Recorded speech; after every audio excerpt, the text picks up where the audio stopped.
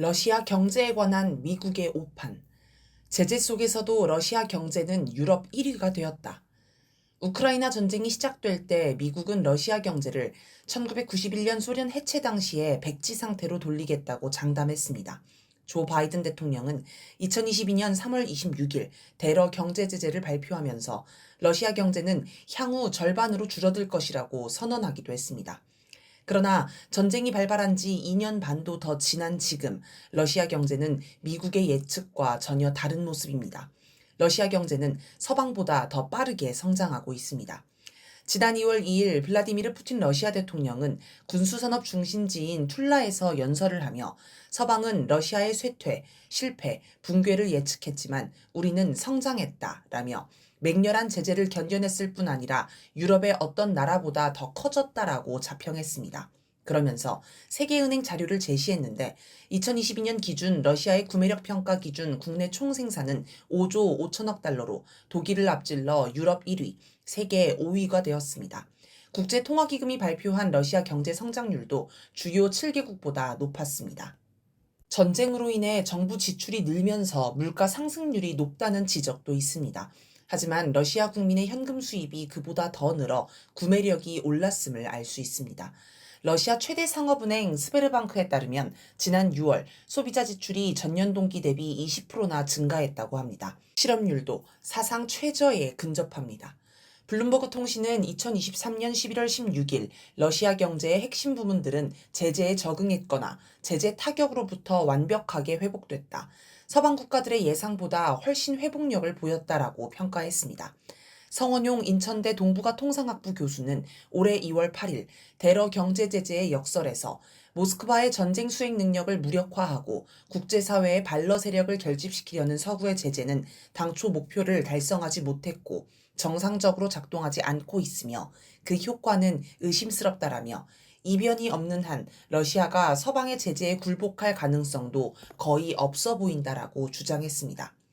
답답해진 미국은 6월 들어 러시아 제재 대상과 거래하는 외국 금융기관 등을 제재하는 2차 제재를 강화했습니다. 그러나 국제금융센터는 7월 30일 보고서를 통해 2차 제재로도 러시아 경제에 큰 타격을 주긴 어렵고 오히려 반미 국가의 연대를 강화해 제재 회피의 축이 형성될 가능성이 크다고 분석했습니다. 상황이 이렇다 보니 블룸버그 통신 정치경제 전문 선임 기자인 살레아 모씨는 미국의 대러 제재가 달러 제국 약화의 시작점이 될 것이라고 분석했습니다. 그는 저서 달러 전쟁에서 우크라이나 전쟁 이후 미국은 자기가 보유한 모든 경제 무기를 과시했지만 세계는 미국의 의도와 다른 방향으로 움직였다고 주장했습니다. 자칫하면 미국의 경제 전쟁 속으로 빨려 들어갈 수 있어 달러의 대안을 찾기 시작했다는 것입니다. 그러면서 달러가 패권을 잃으면 미국은 과거 국가 재정을 잘못 운영해 무너진 초강대국과 마찬가지로 붕괴할 것으로 전망했습니다. 문제는 미국의 주관주의. 미국의 예측이 어긋난 이유는 무엇일까요? 미국은 세계를 객관적으로 보지 못하고 자기 중심적으로 바라봅니다. 주관주의에 빠져 있는 것입니다. 미국은 자기가 초강대국이라서 세계를 좌지우지할 수 있으며 러시아는 나쁜 나라이므로 망해야 한다고 생각합니다. 미국은 우크라이나 전쟁 한 달 전에 대러시아 제재안을 완성하고 G7, 유럽연합, 호주, 싱가포르, 한국, 대만 등과 촘촘한 차단막을 미리 짜놓았다고 합니다.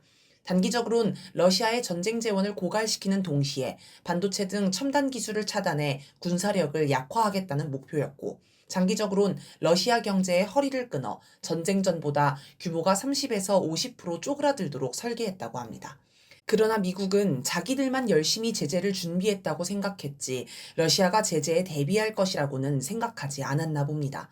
우크라이나 전쟁이 발발하면 미국이 대러 제재를 가할 것이라는 점은 누구나 예측할 수 있습니다. 따라서 러시아는 여기에 미리 대비를 했을 것입니다. 전쟁이 발발하자 안톤 실루아노프 재무부 장관과 엘비라 나비울리나 중앙은행 총재는 국가 주도로 은행 시스템을 강화하고 추가 지출을 억제하며 공격적으로 대응했습니다. 파이낸셜 타임스는 재무부 장관과 중앙은행 총재의 발빠른 대처가 제재의 충격을 완화하는 방파제 역할을 했다고 평가했습니다. 대러 제재에 대비를 철저히 해뒀던 것입니다. 또 전 세계가 미국 편이 되어 테러 제재에 동참할 거로 여긴 것도 오판이었습니다. 미국의 생각과 달리 세계는 미국에 그리 우호적이지 않으며 대다수의 나라가 더 이상 미국의 뜻대로 움직이지 않습니다. 뚜껑을 열어보니 유럽과 캐나다, 한국, 일본, 대만, 호주, 뉴질랜드 등 46개국만 제재에 동참했을 뿐 나머지 대다수 나라들은 중립을 지켰습니다. 제재에 동참한 나라들도 대부분 자국의 이익을 위해 최소한으로 형식적인 제재만 할 뿐 가능한 러시아와의 교역을 유지하려고 하고 있습니다. 미국 내 연구소인 국제위기그룹의 리처드 고완 유엔 국장은 이런 현상을 두고 코로나19 백신을 독식한 선진국의 이기적 행동을 지켜본 저개발국들 사이에서 더 이상 서구 세계에 끌려다니지 않겠다는 움직임이 생겨났다. 20세기 비동맹 운동과 비슷한 흐름이라고 설명했습니다. 물론 코로나19 사태가 하나의 계기가 되기는 했지만 사실 미국과 유럽이 약소국을 침략하고 약탈하고 무시해온 역사를 생각하면 당연한 현상이라 하겠습니다. 다만 그 전에는 미국, 유럽이 무서워서 눈치를 봤다면 지금은 미국, 유럽의 힘이 약해진 게 눈에 띄게 나타난다는 점에서 차이가 있습니다. 일부 나라들은 중립을 넘어 러시아와 더욱 밀착했습니다. 대표적인 나라가 북한, 중국, 인도, 튀르키예, 브라질, 남아공 등입니다. 이들 나라는 테러 제재에 동참한 나라를 대체해 러시아와 교역량을 늘렸습니다. 나아가 테러 제재에 동참한 나라와 러시아 사이에서 중개 무역을 해 이익을 얻고 테러 제재도 무력화하였습니다. 그러자 미국은 브릭스 때문에 러시아가 버틴다며 브릭스 탓을 합니다. 자기가 오판했다는 건 인정하기 싫은가 봅니다. 물론 브릭스가 러시아 경제에 도움이 된 것은 사실입니다. 그러나 결정적 요인은 러시아 자체에 있습니다. 1991년 소련 해체 후 러시아는 경제 붕괴에 직면했습니다. 2000년 취임한 푸틴 대통령은 무너진 러시아 경제를 되살리는데 힘을 쏟았습니다. 먼저 석유가스를 국유화하여 국가재정을 확보하고 관료, 재벌, 부패 카르텔을 척결했습니다. 러시아는 세계 1위 산유국으로 전체 수출의 70%를 석유가스가 차지할 정도입니다. 따라서 석유가스 국유화는 러시아 경제 회생의 핵심 수단이 되었습니다. 미국이 우크라이나 전쟁을 계기로 러시아 석유가스를 봉쇄해 러시아 경제를 무너뜨리려 한 것이 이 때문입니다. 하지만 세계 시장에서 러시아 석유가스가 워낙 압도적인 비중을 차지하기에 미국의 봉쇄는 실패했습니다. 또 푸틴 대통령은 취임 직후 식량 자급률이 50%에 불과하다는 보고를 듣고 얼굴이 창백해져서 식량 안보 증진을 목표로 농업을 발전시켰다고 합니다. 이후 러시아는 세계 1위 보리, 귀리, 사탕무 생산, 세계 3위 밀, 호밀 생산국이 되었습니다. 또 밀 수출 세계 1위국이기도 합니다. 높은 식량 자급률은 러시아가 경제 봉쇄를 이겨내게 하는 버팀목입니다. 소련 시절부터 유명했던 중공업은 우크라이나 전쟁이 발발하자 막대한 물량의 무기를 쏟아붓게 하는 동력입니다. 러시아는 단독으로 나토와 미국의 동맹국이 제공한 무기를 다 합친 것보다 더 많은 무기를 생산하는 괴물 같은 생산력을 과시했습니다.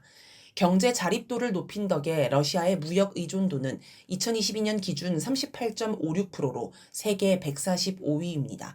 이런 점이 테러 제재에도 러시아가 버틸 수 있게 합니다. 이러니 미국이 브릭스 탓을 해봐야 소용이 없습니다. 푸틴 대통령은 2024년 2월 29일 러시아 의회 국정연설에서 향후 6년의 7대 경제 성장 노선으로 삶의 질 향상, 국민 잠재력 실현, 자립경제 구축, 국제 경쟁력 확보, 자연환경 개선, 지역 발전, 교통망 개선 등을 제시했습니다. 특히 자립경제 구축과 관련해 2030년까지 국내 총생산 대비 수입 비중을 17%로 낮추고 최소 100개의 과학기술단지를 추가로 조성해 기술 자립을 이루겠다고 하였습니다. 앞으로도 미국의 제재로 러시아 경제가 흔들릴 일은 없어 보입니다. 사람이 욕심에 눈이 멀면 사리분별을 하지 못하는 것처럼 국가도 과욕을 부리면 주관주의에 빠져 자기 생각대로 상대가 움직이며 자신이 이긴다는 근거 없는 자신감에 빠집니다.